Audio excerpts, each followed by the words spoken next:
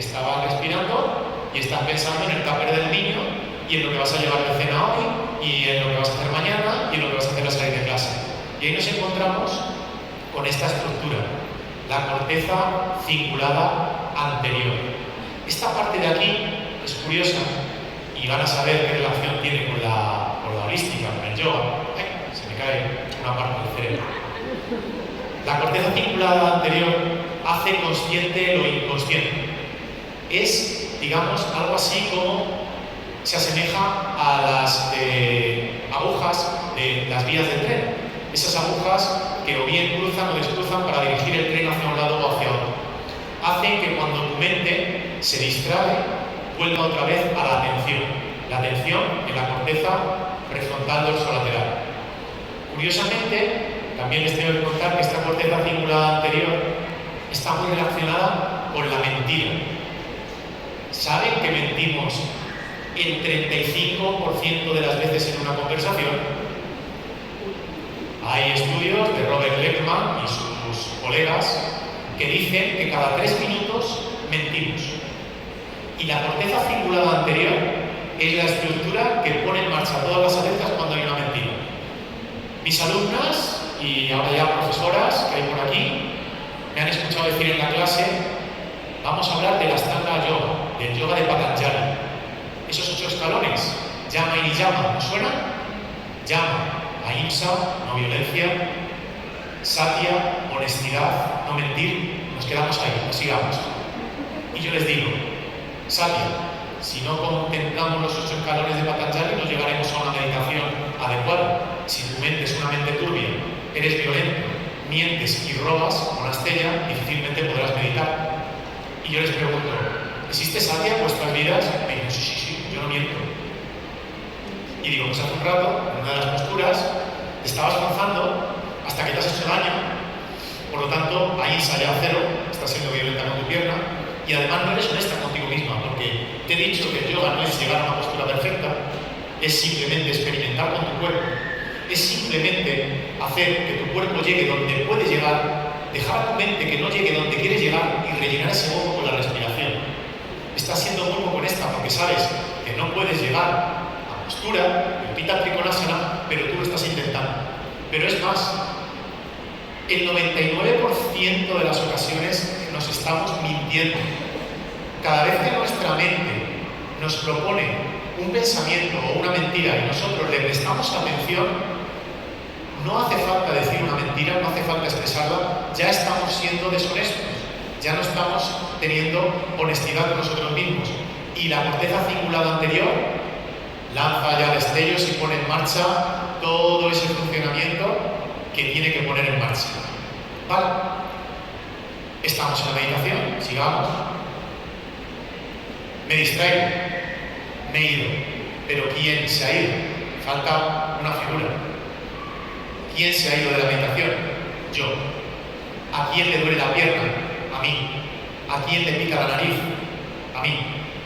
Necesitamos otra estructura que se llama ínsula. La ínsula es este puntito que hay aquí.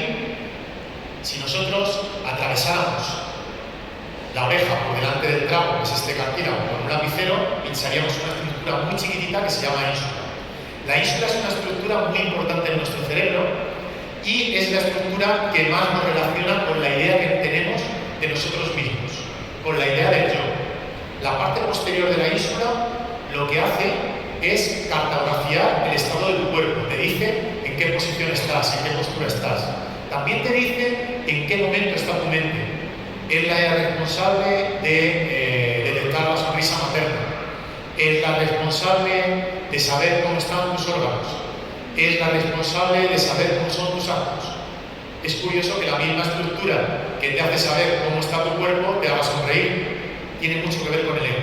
Pues bien, cuando la corteza cingulada anterior y la ínsula comienza a sincronizarse, y sincronizarse en neurofisiología es lanzar pulsaciones de onda en un mismo ritmo, se sincronizan, empieza a haber atención a la meditación. Está comprobado que la corteza cingulada anterior, en tan solo 5 días de práctica, ya empieza a desarrollarse, ya empieza a haber mayor actividad en la corteza cingulada. Pero no solo mayor actividad, mayor conexión neuronal. Tenemos que saber que las neuronas se conectan por impulsos nerviosos y las neuronas se fabrican. Hay gente que piensa que no, que las vamos perdiendo. Tan solo necesitamos de 21 días que nuestras células madre lleguen al hipocampo para que pasen por ahí y se conviertan en células neuronales. Cuando esas neuronas empiezan a sincronizarse y se comunican en impulsos nerviosos y empiezan a comunicarse en impulsos nerviosos entre 8 y 14 ciclos por segundo, ¿alguien ha oído hablar de yoga nidra? Está muy de moda, ahora venden hasta títulos de profesor de yoga nidra. ¿Qué hace el yoga nidra? El yoga nidra te mantiene en un estado de vigilia y de sueño en el que la frecuencia de onda es, ¿qué onda? Onda alfa. Onda entre 8 y 12 ciclos por segundo. Bien, pues cuando esa frecuencia empieza a sincronizarse, la atención se mantiene. Es curioso, que me manden respirar y que la respiración tenga tanto que ver con todo esto. Parece que mi idea de la meditación va cambiando. Bien, pero ¿qué sucede cuando estamos meditando? Nos aburrimos. Me quedé en decirles que en tan solo 5 días de práctica ya empieza a haber mejoras en la zona, pero en tan solo 2 semanas de práctica ya no solo hay mayor actividad durante la meditación, sino durante todo el día. Por lo tanto, empezamos a ser conscientes del momento presente. Empezamos a ser conscientes de lo que nos está pasando. Podemos parar nuestra mente, mirarla y saber lo que estamos pensando. ¿Qué sucede cuando nuestra atención se marcha? Yo le llamo el piloto automático. Santa Teresa de Jesús lo llamaba la loca de la casa. ¿Qué sucede? ¿Dónde nos vamos? Pues nos vamos a una zona que en neurofisiología la llaman la red neuronal por defecto.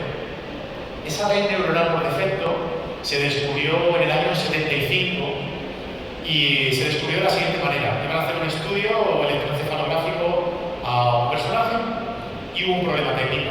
En ese momento el científico le pidió, David Tate le pidió al voluntario que por favor que no se moviese, que iba a solucionar el problema técnico.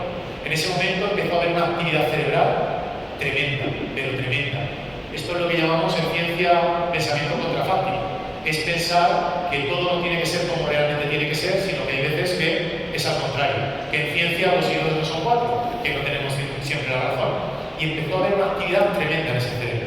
Ese piloto automático, la red neuronal por defecto, es donde nos mantenemos el 80% del día. Es una zona a la que nos vamos sin saber. Es ese momento en el que tú vas conduciendo y cuando llegas al trabajo dices, ¿por dónde he venido hoy? He venido por la M40, por la M50, pero he cogido, he hecho. Es ese momento en el que tu mente se va a una zona oscura que no conocemos. Pero científicamente sabemos que aquellas personas que pasan más tiempo en la red neuronal por defecto son personas con mayor tendencia a la depresión y a la baja autoestima. Es un marcador biológico de la enfermedad de Alzheimer, la red neuronal por defecto. Antes se pensaba que nos protegía, pero en exceso no nos protege, nos perjudica. Es esa zona a la que nos vamos sin saber y permanecemos, vuelvo a repetir, un 80% de nuestro día. Imaginaros la cantidad de energía que perdemos en esa zona. Bueno, pues cuando empezamos a estudiar la red neuronal por defecto, se estudia que se estimula la zona del temporal, la zona de la corteza temporal, que habla de la memoria, la corteza cingulada anterior, que es lo que hace consciente lo inconsciente, es la que te dice, conéctate a tu conciencia y deja de pensar en lo que estabas pensando.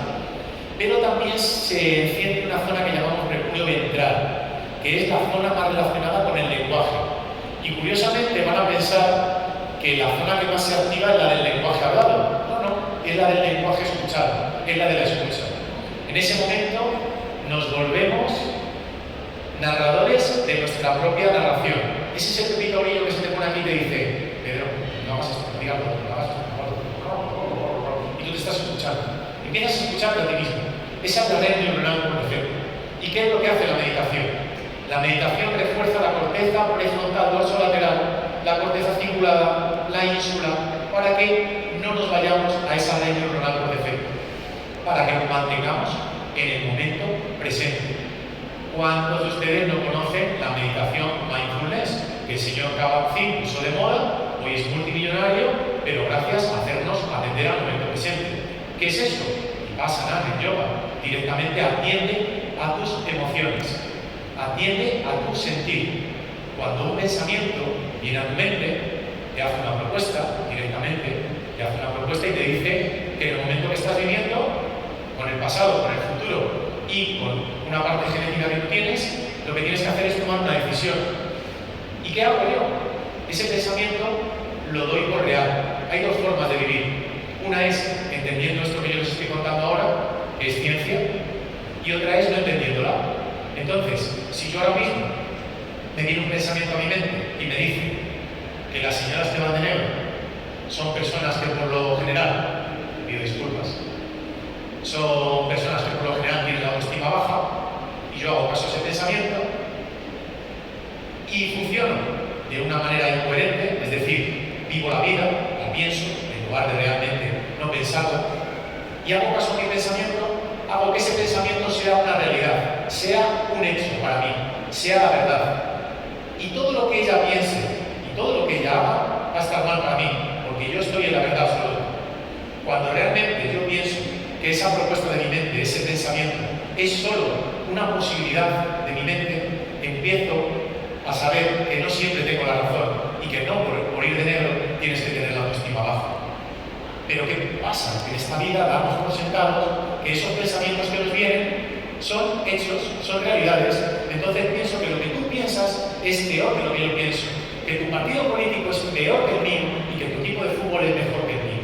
Y ahí empieza la incoherencia. Cuando hablo de yoga, para mí el yoga no se hace, ha dicho hace un rato aquí un maestro, el yoga se vive, es un estilo de vida. Y no es otra cosa más que vivir en coherencia, sentir, decir, expresar y hacer lo mismo. Pero para ser coherentes, primero hay que saber cómo funciona. Me viene también un ejemplo. Cuando yo empecé como adolescente a estudiar todo esto y empecé a robar aquel libro de yoga a mi tío para hacer aquello del yoga, y le dije a mi padre que quería conducir, mi padre me dijo: Pedro, antes de conducir, te voy a explicar cuál es el funcionamiento del coche. Mi padre es un soldador que tiene la EGB, no sabe nada más. Sabe mucho de esta vida, pero no es una persona intelectual. Me dijo: te voy a explicar cómo funciona un coche. Y yo dije: pues lo que quiero es conducir, para que me explicar esto de cómo funciona un coche. Me dijo: mira, cuando tú te paras con el coche, si pisas el embrague, en lugar de reducir de marcha, el embrague va a soltar el motor va a girar libre y el coche se va a embalar más. Y yo dije: esto es la autoescuela me lo explica.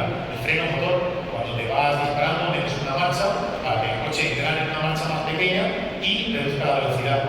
Si tú no sabes cuál es el funcionamiento del coche, difícilmente vas a saber conducir. Pues esto es lo mismo. Si quieres estar en coherencia con tus propios pensamientos, lo que tienes que conocer es un poco tu cuerpo. Y ahí es donde empieza todo. La meditación es el momento crucial para darte cuenta que llevas toda tu vida viviendo en un error, viviendo en incoherencia, y empezar a conocerte a ti mismo. Y pensar que lo que piensan los demás no es ni mejor ni peor que lo que tú sientes o que lo que tú piensas. Y sobre todo, dejar de sentir lo que piensas, porque el 80% de las veces sentimos lo que pensamos. Hace un momento les he explicado, en Valencia estábamos sintiendo algo que no estábamos viviendo.